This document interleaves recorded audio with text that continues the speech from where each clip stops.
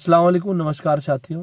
मैं Farooq Abdullah, advocate, Punjab Haryana high court Chandigarh, एक बहुत ही महत्वपूर्ण विषय को लेकर आपके समक्ष प्रस्तुत हुआ हूँ। मैं आपको अवगत कराना चाहता हूँ यूपी के अंदर चल रहे छात्रों के आंदोलन से, जो प्रयागराज में यूपी के जो भर्ती आयोग है उसके सामने चल रहा है।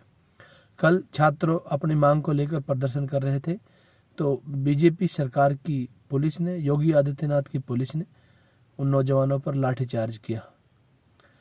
एक तरफ जहां पर भारतीय जनता पार्टी के लोग, खासतौर पर प्रधानमंत्री स्वयं, एक है तो सेफ है, और योगी आदित्यनाथ खुद बटोगे तो कटोगे, इस तरह का जो नफरती नारा देते हैं, जो सिर्फ सत्ता हथियाना चाहते हैं, वहां पर जो आज जो नौजवान हैं उनकी आवाज़ को दबाने की कोशिश की जा रही है। नौजवानों की मांग सिर्फ इतनी है कि आयोग उनकी जो भर्ती है, जो पीसीएस की भर्ती है, आरओ की भर्ती है, एआरओ की भर्ती है, वो 2 दिन में कराना चाहता है।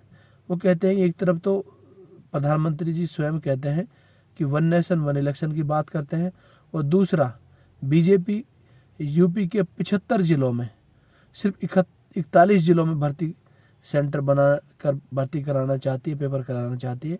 वो कहते हैं कि आप एक तरफ 1 नेशन 1 इलेक्शन की बात करते हो और यहाँ पर आप यूपी के 75 जिलों में आप पेपर नहीं करा पा रहे हो। इसका मतलब 34 जिलों में law and order under control नहीं है, योगी आदित्यनाथ उसमें फेल हो गए हैं। तो इसीलिए वो अपनी मांग को कहते हैं कि वो कहते हैं, आयोग कहता है कि हम 2 दिन में जो भर्ती करा रहे हैं, तो उससे क्या नॉर्मलाइजेशन का फॉर्मूला अपनाएंगे।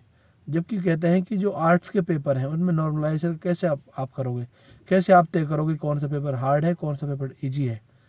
तो ये जो एक तरीका है, एक षड्यंत्र है योगी आदित्यनाथ का, अपने लोगों को, जो इनके अपने लोग हैं, उनको किस तरह करके बेईमानी कर कर पेपर लीक कराकर और नॉर्मलाइजेशन के नाम पर अपने लोगों को भर्ती कराना चाहते हैं।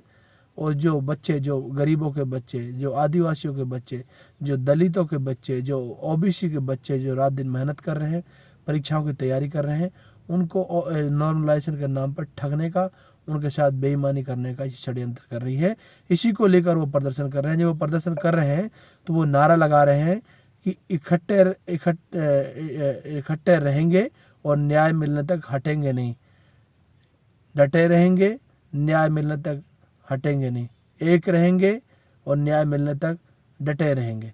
इस तरह के नारे वो अपनी एकता की बात कर रहे हैं और वो अपने हक की लड़ाई लड़ रहे हैं, क्योंकि उनको पता है जो सालों सालों एक गरीब घर का बच्चा पढ़ाई करता है, तैयारी करता है, वो पेपर देना चाहता है, वो नौकरी लगना चाहता है, वो अपने अपने अपने परिवार को, अपने माँ बाप को सहारा देना चाहता है, लेकिन वहाँ पर इस तरह की जो चीज़ें कर कर पेपर लीक करा कर उसका भर्ती को कैंसिल कर दिया जाता है। क्योंकि नॉर्मलाइजेशन में नॉर्मली भर्तियाँ कैंसिल हो जाती हैं।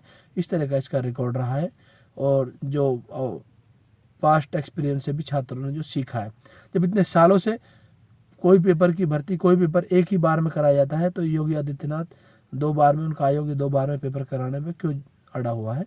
इसके पीछे सिर्फ उनकी मंशा है, वो भ्रष्टाचार करना चाहते हैं।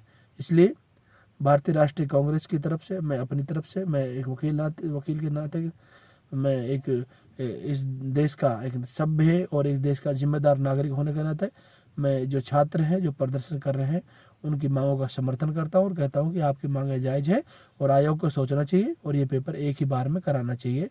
और जो योगी आदित्यनाथ और प्रधानमंत्री जी स्वयं नफरत फैला रहे हैं, नफरत से काम नहीं चलना। आप 11 साल से राज कर रहे हैं, अब आपको जो लोगों को नौकरी देनी पड़ेगी। जिस तरह आपने 2 करोड़ रोजगार की बात की, तो आपको नौकरी देनी पड़ेगी और इन छात्रों को न्याय दें और इनकी भर्ती एक बार में कराएं।